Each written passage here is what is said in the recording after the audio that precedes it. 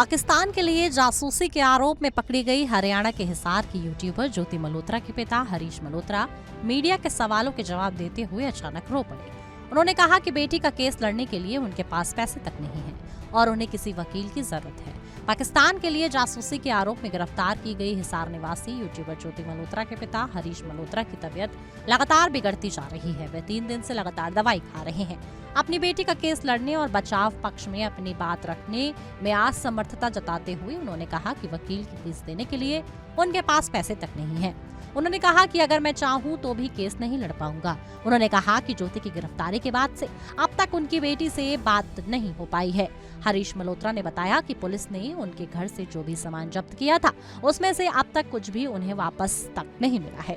ज्योति अपने साथ जो डायरी रखती थी उसके बारे में भी उन्हें कोई जानकारी नहीं है। मीडिया के सवालों का जवाब देते हुए हरीश मल्होत्रा की आंखें नम हो गई और उनकी आंखों में आंसुओं का सैलाब उमड़ पड़ा जिसे वे रोक नहीं पाए। उन्होंने कहा कि वे काफी गरीब हैं। रिमांड पे तो लिया वजह कल पेश करेंगे कोर्ट में। तो आपकी तरफ से कोई वकील वगैरह जाएगा? मेरे पास तो इतना पैसा नहीं है जो मैं वकील कर लूं। तो आप क्या अपील करते हैं? मैं तो सरकारी वकील लेना चाहता हूं। मेरे को सरकारी वकील दिया जाए। मैं तो गरीब हूं। सरकार से क्या मांग करते हैं आप?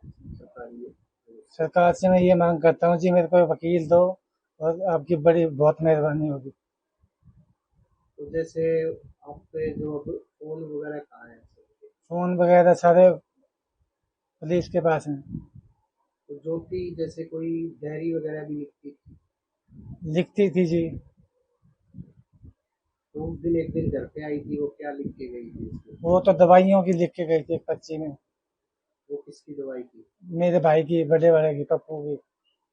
तो जैसे और भी डायरी में अपने विचार लिखती थी? वो एक डायरी पुलिस वाले ले तो गए हैं, उसमें पता नहीं क्या लिख रखा था।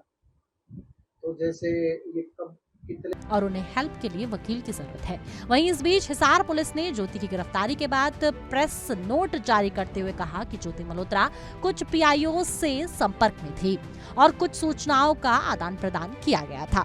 18 मई के प्रेस कॉन्फ्रेंस के बाद ये पहला प्रेस नोट है। पुलिस ने आरोपी से 3 मोबाइल फोन, 1 लैपटॉप और कुछ अन्य इलेक्ट्रॉनिक उपकरण कब्जे में लिए हैं। इसके साथ ही कुरुक्षेत्र निवासी हरकीरत को भी पूछताछ के लिए बुलाया गया।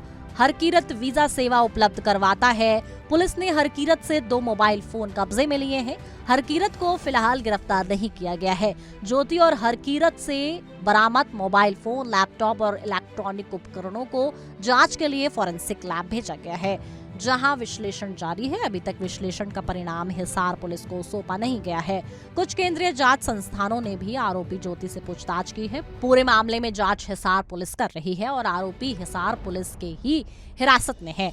कुछ केंद्रीय जांच संस्थानें आरोपी से समय समय पर पूछताछ कर रही हैं, पर इसमें से किसी भी संस्था को आरोपी की हिरासत नहीं सौंपी गई है। आरोपी की किसी भी सैन्य रक्षा या रणनीतिक जानकारी तक पहुंच होने की बारे में कोई तथ्य अभी तक सामने नहीं आए हैं। आरोपी की 4 बैंक अकाउंट का गहनता से विश्लेषण जारी है। पैसों के लेन देन के बारे में अभी कोई टिप्पणी नहीं की जा सकती। हिसार पुलिस ने कहा है कि ये सभी देखा जा रहा है कि इस पूरे मामले में प्रिंट, इलेक्ट्रॉनिक और सोशल मीडिया बहुत सी तथ्यहीन खबरें चला रहे हैं।